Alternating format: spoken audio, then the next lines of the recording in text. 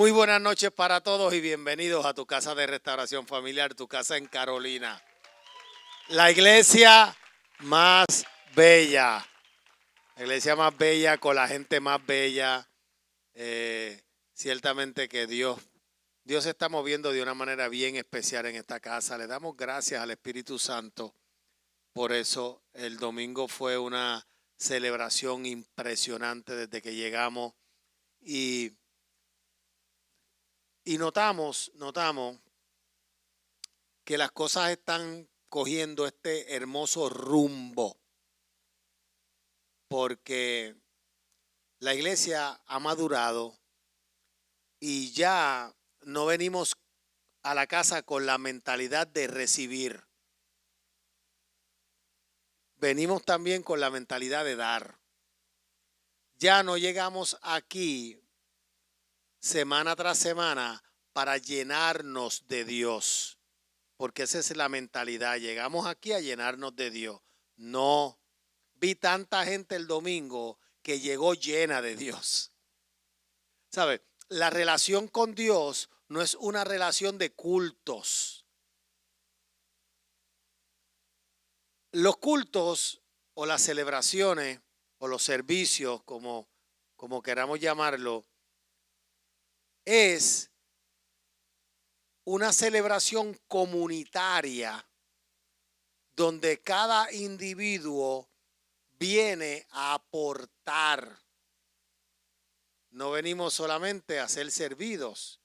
Y el domingo yo vi la actitud de varias personas que llegaron a la casa llenas de Dios para compartir esa unción con otros, para compartir esa experiencia con otros. Y cuando se siguen sumando personas que llegan no a orar aquí, personas que llegan oraditas de su casa.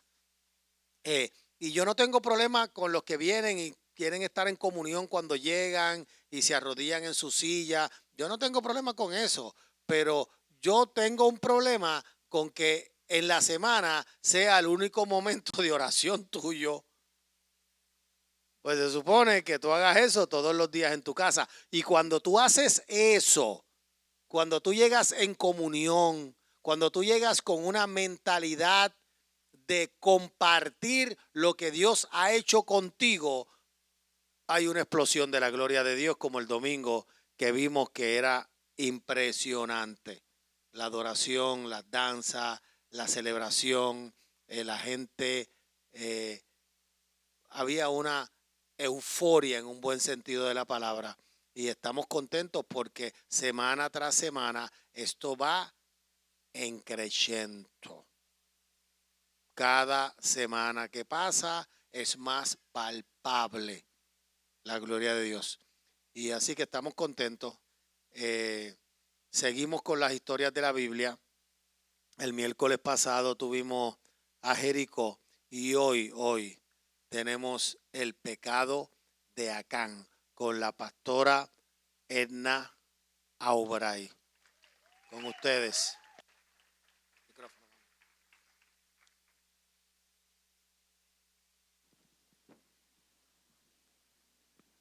Bueno, bendiciones, saludos. Vamos a ver, aquí todas las clases han estado espectacular, que me ayude Dios hoy. Vamos a ver cómo vamos. Bueno, me tocó el pecado de Acán y como estaba diciendo el pastor, ¿verdad? Estos miércoles anteriores estuvieron hablando de Josué y el miércoles pasado se habló de lo que fue la conquista de Jericó. Y obviamente para poder fundamentar lo que voy a hablar hoy, pues quiero ir un chin para atrás de lo que estaba hablando Héctor. Y voy rápido porque quiero que me dé el tiempo y no dilatarnos, por eso no voy a hacer muchos chistes hoy, ¿ok? Vamos a Josué 6, del 17 al 19, en la Nueva Traducción Viviente. Lo que pasa es que cuando vamos viendo el fundamento aquí de lo que ocurrió en Jericó, ¿verdad? Dios fue bien específico con las instrucciones que le dio a Josué. Y él le dio unas instrucciones que él siguió al pie de la letra y por eso pudieron conquistar Jericó.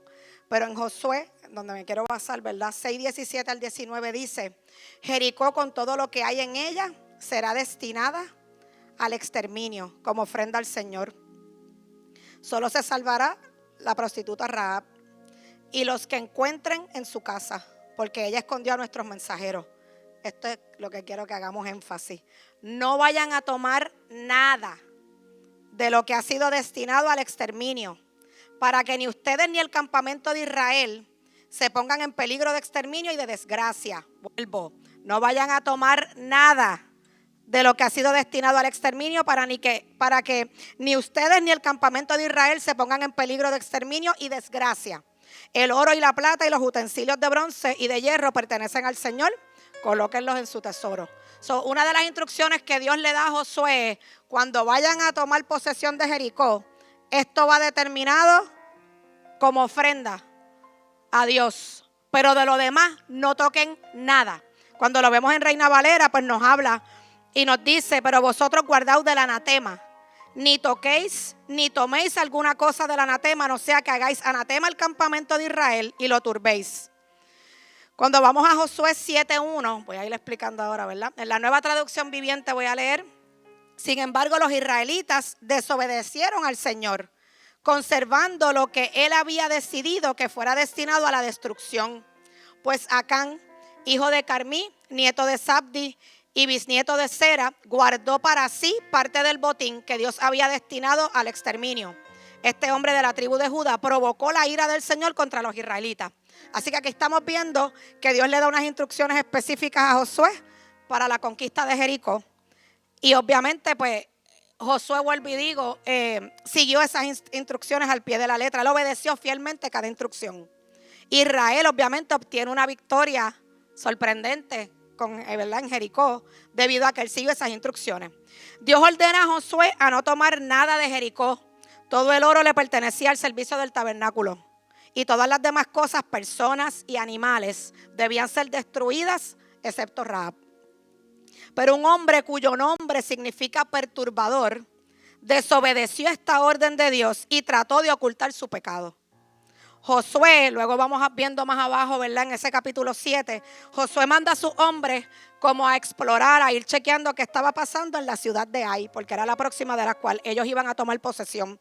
Y ellos le dicen como que, mira, aquí no hay tantos habitantes. Envía 2,000 o 3,000 soldados y con esto estamos ready, vamos a tomar posesión de Ai. Pero ¿qué pasa?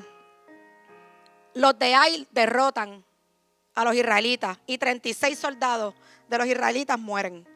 Esto provoca, cuando leen las escrituras, ¿verdad? En ese capítulo 7, esto provoca el miedo del pueblo. Y dice, la palabra dice que el pueblo desfalleció, el corazón del pueblo desfalleció. Imagínate tú venir de una conquista como la de Jericó y tú llegas ahí y dices, ¿esto es pan comido? Aquí hay pocos habitantes, manda 2,000 o 3,000 soldados y con esto estamos ready. Ah, no, murieron 36 y dice que más adelante como que los arrinconaron y perecieron. Entonces, dice que Josué rasgó sus vestiduras y se postró frente al arca. Y ahí vamos a ver, que lo vamos a ver un poquito más adelante, el reclamo de Josué hacia el Señor.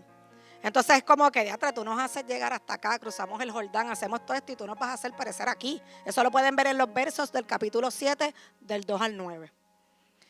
Y vamos a Josué 7, del 10 al 13. Lo voy a leer, capítulo 7, del 10 al 13. Lo voy a leer en la Biblia de las Américas. Y dice, y el Señor dijo a Josué, levántate, ¿por qué te has postrado rostro en tierra? Israel ha pecado y también ha transgredido mi pacto que les ordené. Y hasta han tomado de las cosas dedicadas al anatema. Y también han robado y mentido. Y además las han puesto entre sus propias cosas. No pueden pues los hijos de Israel hacer frente a sus enemigos. Vuelven la espada delante de sus enemigos porque han venido a hacer anatema. No estaré más con vosotros a menos que destruyáis las cosas dedicadas al anatema de en medio de vosotros. Levántate, consagra al pueblo y di, consagraos para mañana, porque así ha dicho el Señor, Dios de Israel. Hay anatema en medio de ti, oh Israel. No podrás hacer frente a tus enemigos hasta que quitéis el anatema de en medio de vosotros. Yo lo quiero leer un momentito en Telea. Que dice, y Josué. Disculpen, ok. Dice, Dios le respondió a Josué, ponte de pie. ¿Por qué te quedas tirado boca abajo? Lo que pasa es que los israelitas han pecado. Yo les ordené que destruyeran todo lo que había en la ciudad de Jericó. Era un trato que habíamos hecho. Pero se quedaron con alguna de esas cosas. Se las robaron, las escondieron entre sus pertenencias y luego mintieron acerca de lo que habían hecho. Por eso los israelitas no pueden vencer a sus enemigos. Huyen porque ellos mismos merecen ser destruidos. Yo no voy a ayudarlos mientras no destruyan las cosas que les prohibí tocar. Vamos, ordénale al pueblo que se purifique y se prepare para mañana. Dile lo siguiente, el Dios de Israel dice que les ordenó destruir todo lo que había en la ciudad de Jericó, pero que ustedes se quedaron con algunas cosas que habían sido que debían haber destruido. Entonces el Señor le da unas instrucciones de encontrar quién había roto ese pacto. Porque si vemos, yo digo, y hoy día lo vemos porque el Espíritu Santo yo digo que es el chota por excelencia. Entonces yo digo que no hay nada que uno pueda ocultar, que el Espíritu Santo no te dé convicción, no te hable. ¿Tú me entiendes? Las que somos mamás, el Espíritu Santo no te habla cosas de tus hijos. ¿Qué tú vas a hacer? ¿Y quién te lo dijo? Pregúntale al Espíritu Santo. ¿Entiendes? Entonces imagínate que Dios le dice, no, lo que está pasando, porque vamos a ver el quejido de Josué cuando le reclama. Es como que, no, papi, no me estés echando culpa. Perdón, ahora estoy como tú diciendo, perdón, ay, papi. Que me conoce, sabe. No te estés quejando de por qué te traje hasta aquí para perecer. No, verifica lo que está pasando. Porque hay pecado adentro, porque lo que yo le ordené, alguien lo violentó. Entonces él le dice, tú vas a ir a las tribus y yo te voy a decir qué vas a hacer para saber quién rayete fue quien se llevó lo que no se tenía que llevar. Y eso fue lo que Josué hizo. Así que en Josué 7:21, en TLA, versión TLA dice, Josué le dijo a Acán, porque apareció quién era. Era Acán. Y él le dice, hijo mío, dime la verdad delante del Dios de Israel. Confiesa lo que has hecho. No trates de engañarme. Y Acán dice, es cierto, le respondió Acán a Josué. He pecado contra el Dios de Israel. Lo que pasó fue, vamos a justificarnos. Entre las cosas que tomamos, vi una hermosa capa babilónica, 2 kilos de plata y una barra de oro que pesaba más de medio kilo. Tanto me gustaron esas cosas que las guardé y las enterré debajo de mi carpa. La plata está en el fondo. En otra versión dice que él codició lo que vio. Entonces él dice, sí, fui yo, pero mira, lo que pasó fue. Entonces, en paréntesis, ¿cuántas cosas hacemos que no debemos hacer y las justificamos? No, pero lo que pasó fue que lo estamos viendo aquí. Entonces, si nosotros pensamos que podemos errar y más contra lo que Dios nos dice, estamos un poquito equivocados. Y en Hebreos 4:13 dice, por eso quiero afirmar de que a Dios no le podemos, iba a decir otra cosa, no lo podemos engañar. Dice, en la versión TLA dice, nada de lo que Dios ha creado puede esconderse de Él, pues Dios puede verlo todo con claridad y ante Él seremos responsables de todo lo que hemos hecho. Cuando lo lees en Reina Valera, me gusta mucho cómo lo dice, porque dice, y no hay cosa creada que no sea manifiesta en su presencia. Antes bien, todas las cosas están desnudas y abiertas a los ojos de aquel a quien tenemos que dar cuentas. Así que si Acán pensaba que porque había enterrado lo que se había robado no iba a pasar nada, él iba a tener que afrontar las consecuencias de que, ¿sabes qué? Tu error afectó no solo a ti, afectó al campamento completo. Afectó a los israelitas. ¿Ya qué pasó? Fueron derrotados. 36 inocentes murieron. Y tú piensas que porque tú lo enterraste, porque lo vi tan lindo, lo codicié, pero lo enterré, es como que yo ni lo he tocado, pero lo tienes. Y violentaste la ley que se te dio, la norma que se te dio. Entonces aquí vemos que Acán faltó al 10º mandamiento, no codiciarás. Él codició. ¿Y qué pasa? La codicia siempre te va a llevar a otras cosas. En este caso lo llevó a la desobediencia, a la mentira, al engaño. Él oculta su pecado. El pueblo está celebrando una victoria y rumbo al pueblo de Ai encuentran otra cosa sin saber por qué. Entonces cuando vamos a Josué, esto es lo que quiero que veamos, el reclamo que Josué hace. En el capítulo 7, del 7 al 9, lo voy a leer en Reina Valera, dice, y Josué dijo, Señor Jehová, ¿por qué hiciste pasar este pueblo el Jordán para entregarnos en las manos de los amorreos, para que nos destruyan? Ojalá nos hubiéramos quedado al otro lado del Jordán. Mira qué lindo. Ay, Señor, ¿qué diré yo ya que Israel ha vuelto la espalda delante de sus enemigos? ¿Por qué los cananeos y todos los moradores de la tierra oirán y nos rodearán y borrarán nuestro nombre de la tierra. Y entonces, ¿qué tú harás? No, perdóname, ¿qué harás tú a tu gran nombre? Él está diciendo, ¿para qué tú nos hiciste llegar hasta aquí? Para que vinieran y nos destruyeran. Él está reclamando. ¿Cuántas veces pasan cosas y le preguntamos a Dios por qué está pasando? Pero se nos olvida un factor importante. ¿En qué momento nosotros evaluamos nuestra vida? ¿En qué momento nosotros evaluamos nuestro caminar como cristianos? ¿En qué momento nosotros decimos, Señor, ¿sabes qué, escudriña mí? Mira, si en mí hay camino de perversidad. Y yo no soy de las que a mí me enseñaron en un tiempo como que si algo malo te pasa, verifica porque es que estás en maldición. Yo no estoy hablando de eso. Pero a veces hay puertas abiertas en nuestra vida. A veces tenemos anatemas escondiditos. Y entonces estamos preguntándonos, ¿por qué a mí me están pasando todas estas cosas? Porque tú voluntariamente le estás dando acceso al enemigo. Entonces aquí Acán le dio acceso voluntariamente al enemigo porque él fue en contra de lo que Dios estableció, de la instrucción que Dios le dio, y él pensó que iba a pasar por alto. Entonces Dios en numerosas ocasiones le habló a los israelitas y les prometió que les daría la victoria. Y sus promesas siempre son firmes. Entonces Josué estaba orando a Dios en un reclamo, y no obviamente porque él desconocía lo que estaba pasando. Entonces el pecado de un hombre había perturbado todo el pueblo.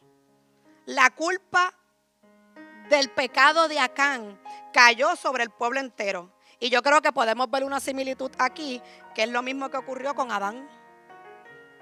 Por eso en Romanos 5:12 dice, por tanto como el pecado entró en el mundo por un hombre y por el pecado la muerte, así la muerte pasó a todos los hombres por cuanto todos pecaron. Pero el pecado de uno hizo que entrara el pecado a toda la humanidad. Y el pecado de Acán afectó al campamento entero.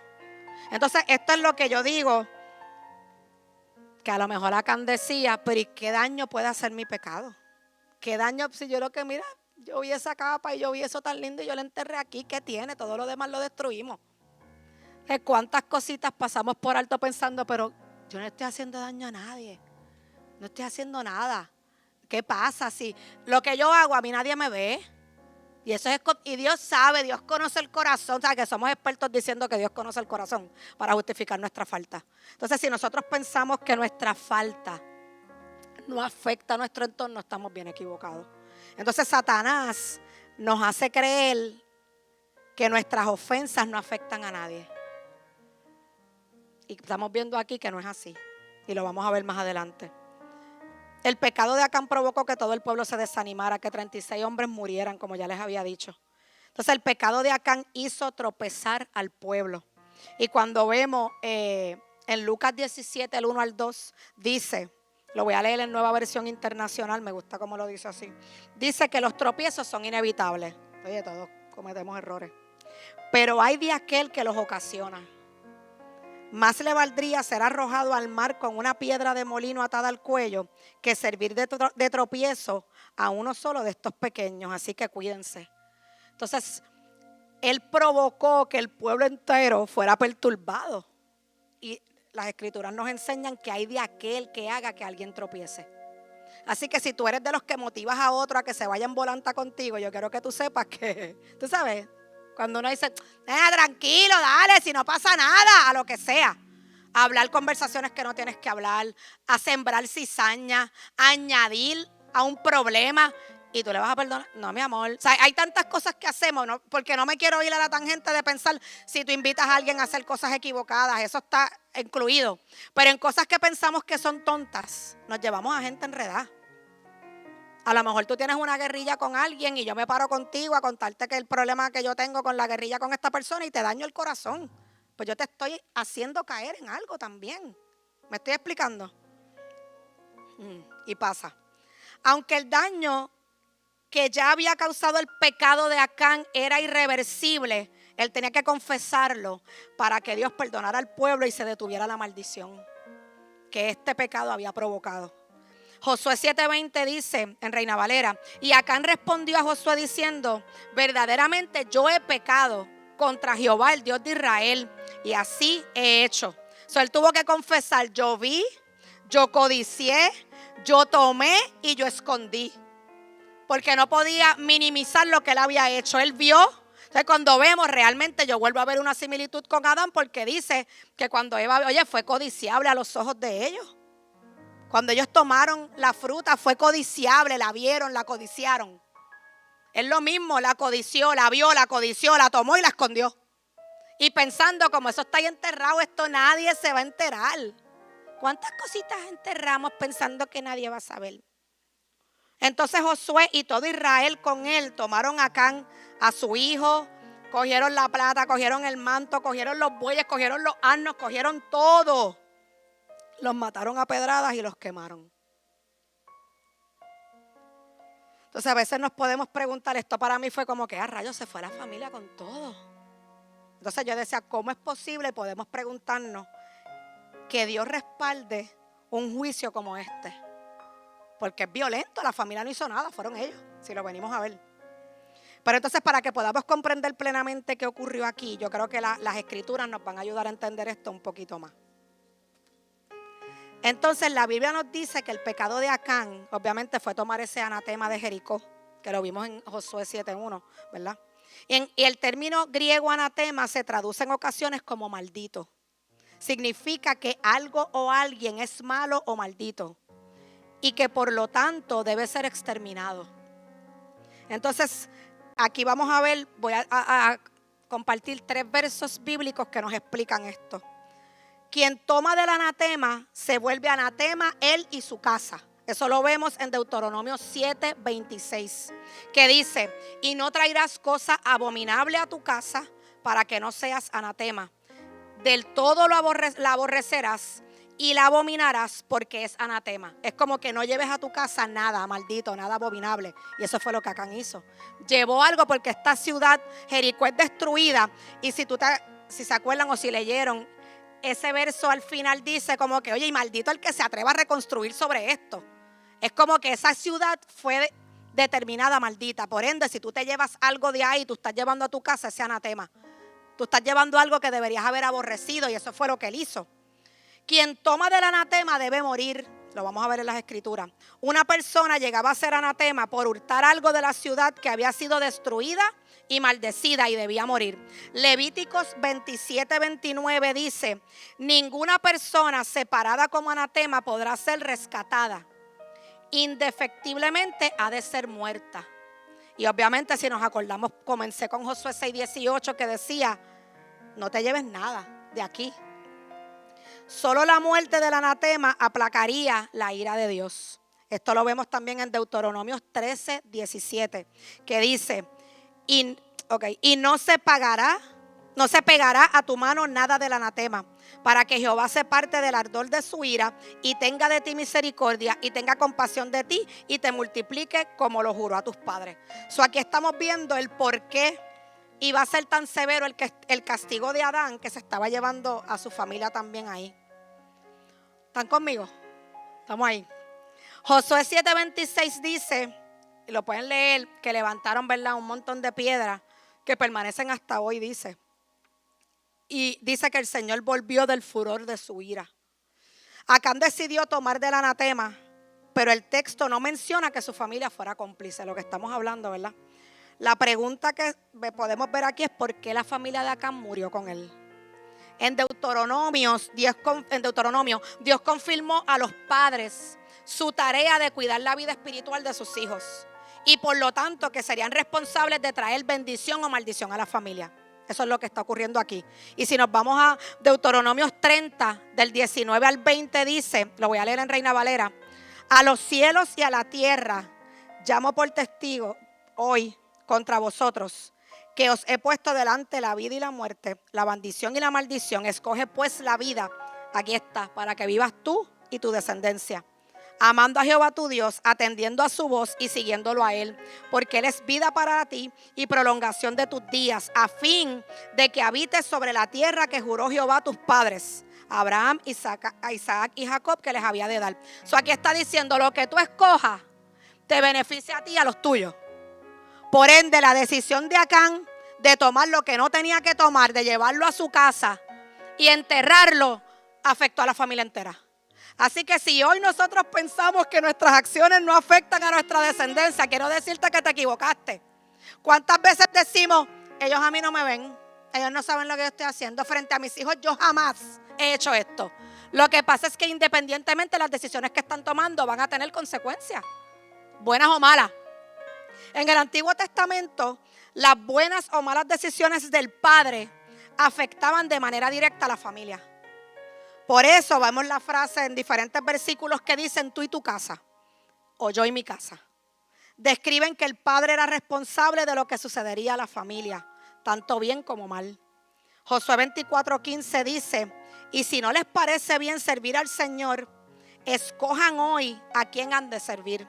Si a los dioses que sirvieron sus padres, que estaban al otro lado del río, o a los dioses de los amorreos en cuya tierra habitan, pero yo y mi casa serviremos a Jehová.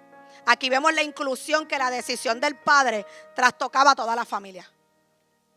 Jeremías 38:17 dice, entonces dijo Jeremías a Sedequías, así ha dicho Jehová, Dios de los ejércitos, Dios de Israel, si te entregas enseguida a los príncipes del rey de Babilonia, tu alma vivirá y esta ciudad no será puesta a fuego y vivirás tú y tu casa. Estos versos los estoy diciendo para reafirmar que las decisiones del padre beneficiaban o afectaban a la familia. Hechos 16:31 en la Nueva Biblia de las Américas dice, ellos respondieron, cree en el Señor Jesús y serás salvo tú y tu casa. Aunque la ley, cuando íbamos, ¿verdad? La ley en el Antiguo Testamento prohibía que los hijos murieran por el pecado de los padres, y esto lo vemos en Deuteronomio 24:16, dice, los padres no morirán por sus hijos, ni los hijos morirán por sus padres. Cada uno morirá por su propio pecado. Pero entonces, ¿por qué aquí se fueron los hijos de Acán con él y la esposa? Bueno, es que mataron a todos, a los asnos, a medio mundo, se fue todo el mundo. Lo que tenía enterrado, todo se fue. Porque estamos aquí, estamos viendo, lo que estamos viendo el contexto de lo de Acán es la gravedad del anatema. Porque él fue en contra de lo que Dios les dijo. Específicamente, de aquí no vas a coger nada, de aquí no te vas a llevar nada. Porque es anatema, porque es maldito, porque es maldición. Él violentó eso. Y ya leímos los versículos que hablaban de la gravedad de tener anatema en tu casa o de poseer anatema. El pecado de Acán no solo trajo la muerte para él y su familia, sino también para la nación. Con esto en mente, estamos aquí, ¿verdad? Estamos aquí. Hay muchos versículos y muchas cosas, pero estamos aquí. Con esto en mente, la prohibición de tomar del anatema es más clara. Y vuelvo y digo, como dijo Deuteronomio 7:26, no traerás cosa abominable a tu casa, pues serás anatema. Como ella, ciertamente la aborrecerás y la abominarás, pues ya Dios lo había establecido. Tú no puedes llevar nada de esto a tu casa. Y él violentó esto. Acán llevó a su casa lo que hurtó. Y con eso llevó la maldición del pacto para él y su familia. Es decir, el veredicto para Acán y sus familiares estaba definido por la ley. Por eso establecí lo que decía en Deuteronomio y en Levítico. Una primera razón por la cual ellos murieron con él. Por eso en Levíticos 27:29 vimos que él decía debe ser exterminado. O sea, la paga es muerte, es una desobediencia grave. En resumen, Acán valoró y eligió objetos materiales por encima por encima del pacto que Dios había establecido con su pueblo. Al hurtar ese anatema, él desafió la ley de Dios y despreció la voluntad de Dios. Además de robar, él mintió. Él provocó un juicio severo para el pueblo, por eso perecieron cuando fueron contra la ciudad de Ai. Y llevó a maldición a sus familiares. Josué 7:11 en la Nueva Biblia de las Américas dice, Israel ha pecado y también ha transgredido mi pacto que les ordené. Por eso fue que fue contra todo el pueblo a causa de él. Entonces, la experiencia de Acán nos recuerda que nosotros debemos evitar el individualismo que nos lleva a creer que el pecado es un asunto exclusivamente particular. ¿Sabe? El pensar que este pecado es mío. Cada falta que cometemos trae consecuencias buenas o malas. Cada decisión que tomamos siempre tenemos que ver hacia dónde nos llevan. Algo que yo vivo repitiéndole a los jóvenes es como que mira las cosas desde arriba. Look at the bigger picture. Porque a veces tomamos decisiones donde pensamos, esto me va a afectar solamente a mí. Pero tus decisiones, créeme que no siempre te van a afectar solamente a ti. Afecta a los que te rodean. Entonces, por el contrario, el pecado siempre va a tener alcances colectivos, aunque no estemos conscientes de eso. Más importante aún es recordar que todo pecado delante de Dios, cuando vamos a la Biblia, nos llevaba a merecer la muerte. Eso lo dice en Romanos, donde dice, 6:23, donde dice que la paga del pecado es muerte. Pero la dádiva de Dios es vida eterna en Cristo Jesús. Así que nosotros tenemos que saber que tú y yo constantemente estamos experimentando misericordia. Porque nuestra falta nos tenía que llevar a la muerte física y espiritual. Y su cruz nos hace poder disfrutar de esa misericordia que nos otorga, de esa gracia. Frente a este escenario tan lamentable como fue el de Acán y su familia, podemos ver que este nuevo pacto hace que Cristo llegue a salvarnos y a rescatarnos de una condenación segura, que era lo que tú y yo nos merecíamos. Tanto por nuestro pecado original, el de Adán, por un hombre entró el pecado al mundo, a la humanidad, después de la caída, como también porque la ley nos acusaba porque nosotros éramos incapaces de cumplirla. Gloria a Dios por esa sangre, ¿verdad? Sin embargo, quienes estamos en Cristo, aunque por nuestro pecado a veces tengamos que, ¿verdad? Dios nos disciplina en amor. Para nuestra santificación, pues somos por gracia libres de toda condenación. Y quise traer este contexto, ¿verdad?, de estos versos de Deuteronomios y de Levíticos, porque a veces pensamos, teatro, ¿cómo Dios permite una cosa como esta? Ok, lo que pasa es que tenemos que ir a lo que estaba establecido ya en la palabra y cómo Él no miente, Él no va a negar o sea, es como que la palabra Él la va a cumplir. Entonces Él cumplió porque Él violentó, Acán violentó lo que Él había establecido y lo que Él les había pedido. Y con esto, lo que quiero es que podamos traer a memoria o traer a nuestra mente qué anatemas tenemos en nuestras vidas. Qué cosas Él nos pide que dejemos e insistimos en tenerlas. Que Él nos pide que destruyamos de nuestra vida, pero nosotros insistimos en tenerlas ahí guardadas. ¿Qué no hemos entregado? ¿Qué seguimos poniendo delante de Él y delante de lo que Él estableció en nuestras vidas? A lo mejor es falta de perdón, a lo mejor es rencor, a lo mejor es depresión, a lo mejor es autoestima baja, a lo mejor es ira, a lo mejor es pecado, a lo mejor que escondes, que tienes oculto, que tú crees que nadie ve. Pero ya vimos en la Biblia que está establecido que a Él le vamos a tener que rendir cuenta. No hay nada que tú puedas esconder de Él. Y yo creo que la vida entera en el caminar con Cristo va a ser una de saber dónde estamos parados, de evaluar nuestro corazón, porque siempre digo que todo tiene que ver con el corazón. Todo tiene que ver con el corazón. Él vio, Él codició, Él tomó, Él escondió. ¿Cuántas cosas hacemos de esa manera? ¿Cuántas cosas enterramos pensando que quedaron en el olvido? Pero hay que sacarlas. El pecado de Él se llevó en volanta al pueblo. Nuestro pecado, nuestra falta, se lleva en volanta a los nuestros. Saca el anatema. Mata la can de tu vida, muchachos. Sácalo. Evalúa lo que aún falta por entregar. Amén. Pastor, no sé si quieres venir o si cierro.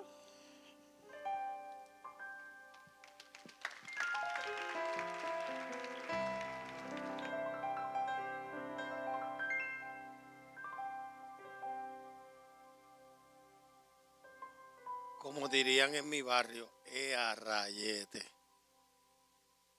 Vamos a hacer una oración porque quiero unos minutos con ustedes, pero fuera de la transmisión. Pónganse sobre sus pies y vamos a hacer una oración. Repite con nosotros: Jesús, perdona mis pecados, lávame con tu sangre y escribe mi nombre en el libro de la vida. Hoy yo te acepto y te confieso como mi único y exclusivo Salvador. Espíritu Santo, ven a morar en mí en el nombre de Jesús. Si tú hiciste esa oración, todos tus pecados han sido perdonados. Bienvenido a la familia de Dios.